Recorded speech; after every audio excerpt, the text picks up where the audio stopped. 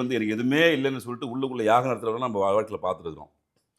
அதெல்லாம் பார்க்காமலாம் இல்லை. இவர் தெரிஞ்சு தான் செய்கிறாரு. ஐயா அவருடைய ஆலோசனை வேணுன்றதுனால முதல்ல அவருக்கு ஏற்பட்ட அனுபவம் நாட்டுக்கும் நல்லா பயன்படட்டும். அப்போ அவருடைய ஆலோசனையை அவர் கட்டம் போட்டு பார்த்து சொல்லுவார். கணிப்பு தானே, ஜோதிடம் கணிப்பு தானே. ஐயா எந்த சமயத்தை செஞ்சால் நல்லாயிருக்கும், அது செஞ்சால் நல்லாயிருக்கும், நாடு வளர்ச்சிப்படும் அப்படின்னு அந்த காலத்தில் மன்னர்களுக்கு ஆலோசனை கொடுத்த மத குருமார்கள் இருந்தாங்க, ராஜகுருக்கள் இருந்தாங்க. அதே போல் இப்போது முதல்ல ஒரு ஜோதிட துறையை சார்ந்த திரும்ப சொந்த ஒரு டிபார்ட்மெண்ட். அது நீங்கள் சுருக்காதீங்க, அதை போய் வந்து ஜோதிடர்னு சுருக்காதீங்க. அது ஒரு டிபார்ட்மெண்ட்டு. மணி மந்திர ஔஷதான்னு சொன்ன மாதிரி மருத்துவம் சார்ந்த ஒரு துறை மாதிரி ஒரு முக்கியமான டிபார்ட்மெண்ட் அது.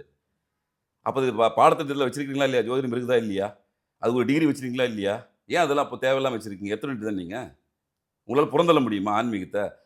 உங்களால் வீட்டில் இவ்வளோ மாற்ற முடியுமா? உங்களே உங்களால் மாற்றிக்க முடியாது. ஒரு கட்டத்தில் வந்திருக்காரு, போட்டிருக்காரு. அந்த பண்டிட்டருடைய செயல்பாடு மக்களை உண்மையிலே பாதிச்சுன்னா முதல்ல எதிர்ப்பு தெரிவிக்கிற நானாக தான் இருப்பேன். அதில் மாற்றுக்கிறது என்னுடைய துறையை சார்ந்தவர் அப்படின்றதுக்காக நான் அவர் வந்து வாழ்த்தி பாட வரல.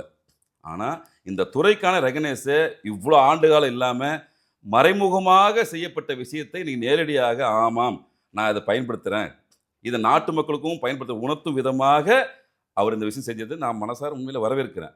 அவருடைய செயல்பாடை பாருங்கள்.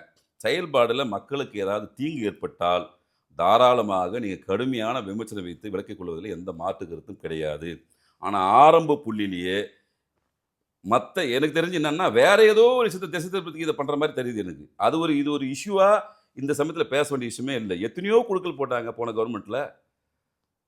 அந்த குழுக்கள் அவங்களால இன்னைக்கு வரைக்கும் என்ன விளைவு ஏற்பட்டுச்சு, நன்மை ஏற்பட்டுச்சு, தீமை ஏற்பட்டுச்சு, உங்களால் டிஸ்கஷன் பண்ண முடியுமா? அவங்க வேலையை அவங்க பார்த்தாங்க.